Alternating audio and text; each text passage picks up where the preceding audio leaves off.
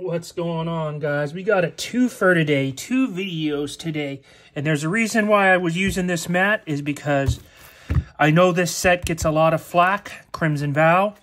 I happen to love it. I love vampires. It's my #1 tribe to play.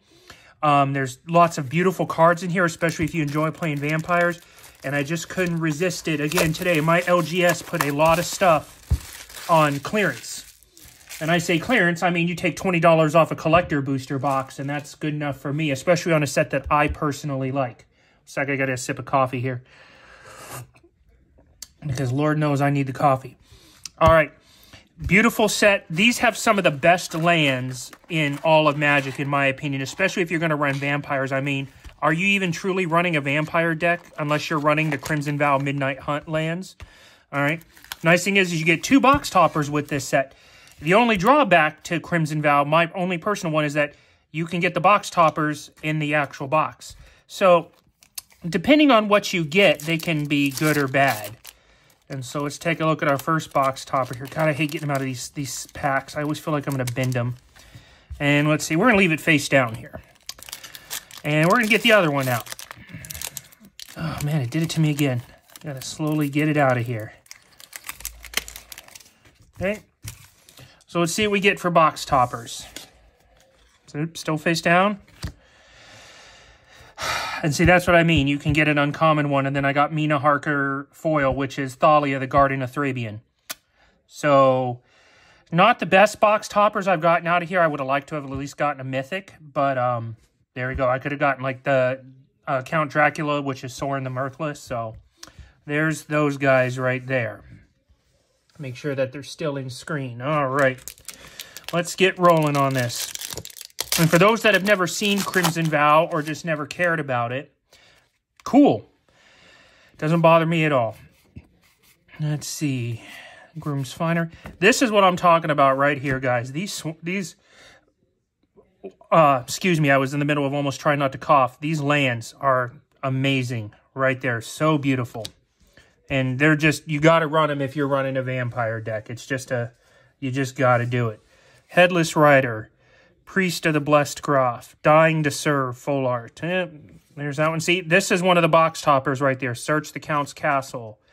We got a Black and White Dorothea, Vengeful Victim, Innocent Traveler, Winged Portent. There was cleave cost, and this was a big deal, and then a token. So, I will take it. There's my commander card. There's my regular ones. So the Priest of the Blessed Graf. This is actually one of the few sets that I'm actually going to go get the entire set for.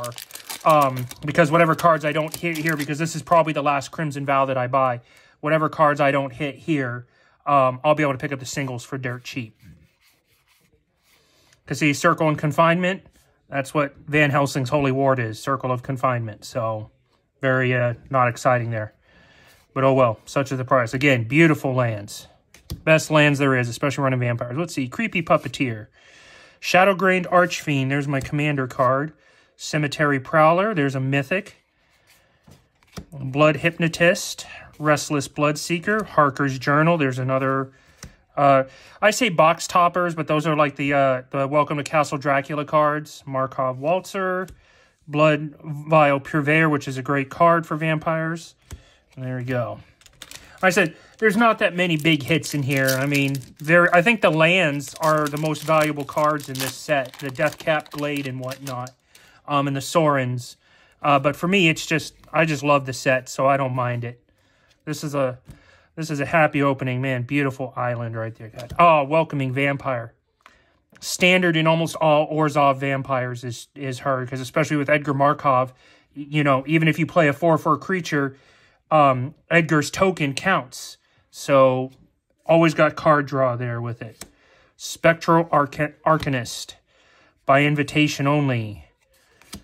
Unholy Gluttonous. Yeah, there's Edgar Charmed Groom, also known as Dracula the Voyager. Great card to have. The Casket of Native Earth. That's another great card. Beautiful. Falkenrath Celebrants, and then a Change of Fortune.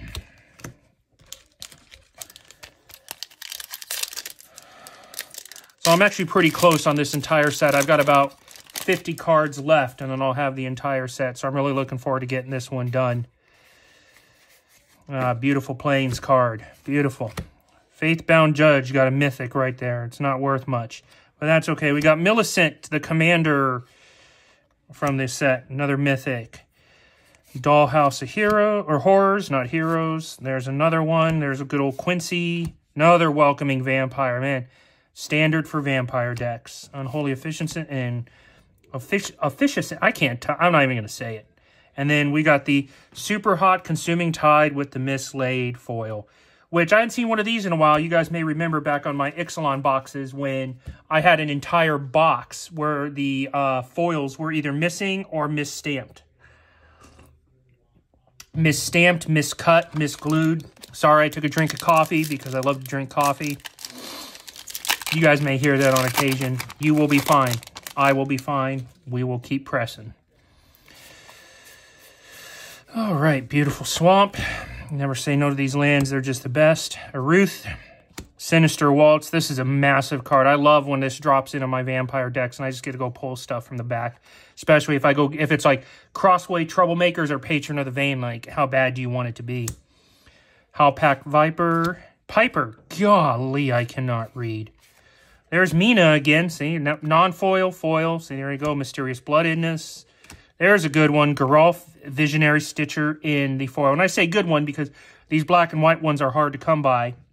I really didn't care for the fact that they, then again, after they did Crimson Vow and Midnight Hunt, that they did the double feature where they liked this black and white thing, and they went ahead and made a whole nother subset of it that nobody wanted to buy, including myself. Because I would rather get these cards. Plains. Inspired Idea. Predator's Hour. Sunrise. Another Socialite. There's Lucy, the Innocent Traveler.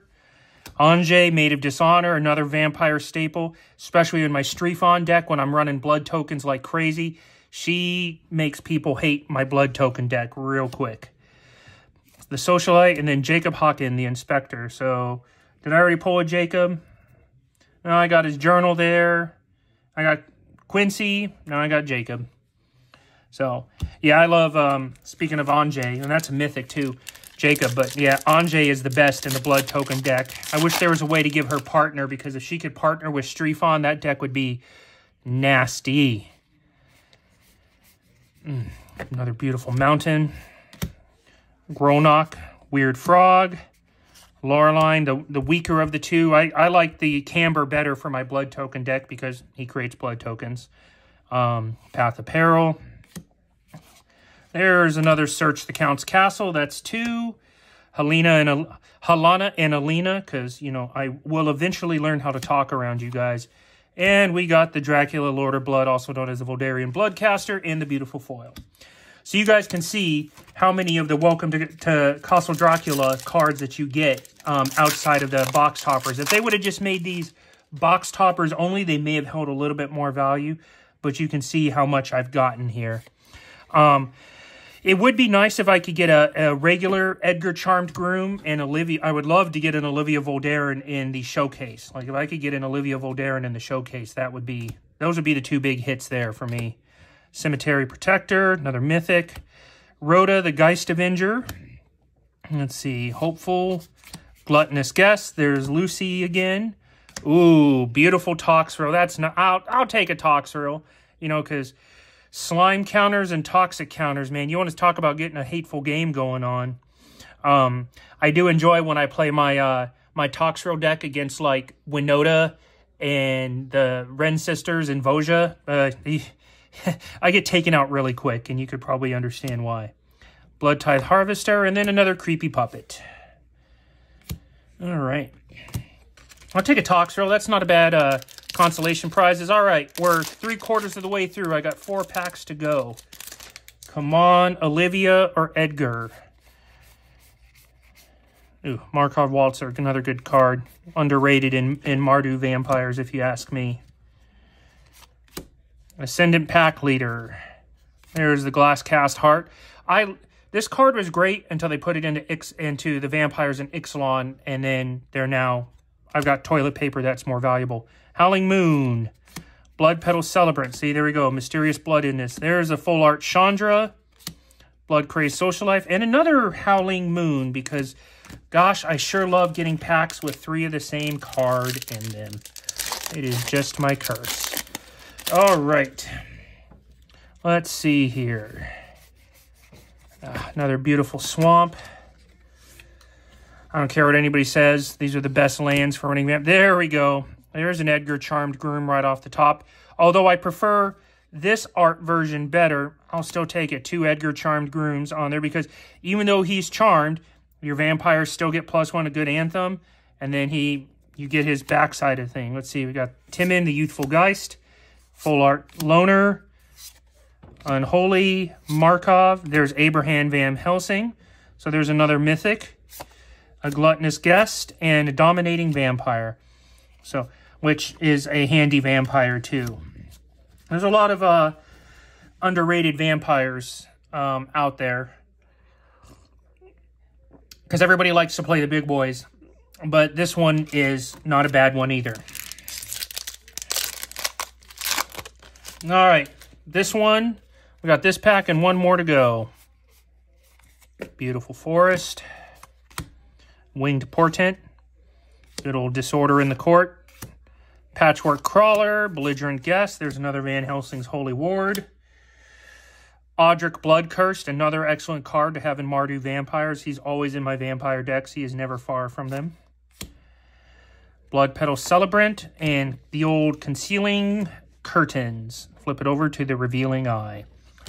All right, guys, last pack. Come on, Olivia. Give me another Edgar. Edgar, Olivia, or a Toxrill. That's not a bad consolation prize. We'll take another Toxrill. That pack did not open well at all. I'm glad I didn't do anything. I almost thought I bent it. Another Forest. Excellent. Investigator's Journal. Arterial Alchemy. This is an okay card for when you're running blood tokens. You know, it's a good way to generate blood tokens, and then you get a bonus out of them. Although this card usually sits in my sideboard when I'm running Strefon. Creepy Puppeteer again. Oh, wait, this one goes over here. Voldaren Epicure. The Celebrants. There's another Dracula Blood Immortal. Belligerent Guest. And the Voldaren Estate. All right, guys, that cashes out that box. You know, I'm not going to make money back on this one, but this is like my personal favorite set. I'll add up the money and see what we got. Again, I got this on clearance. It was $120 for this collector booster box. So I'm not going to complain. Thanks again for watching on Ripping for a Loss. I'm pretty sure I took one here, but you never know. We'll see what the cards say when it's all totaled up.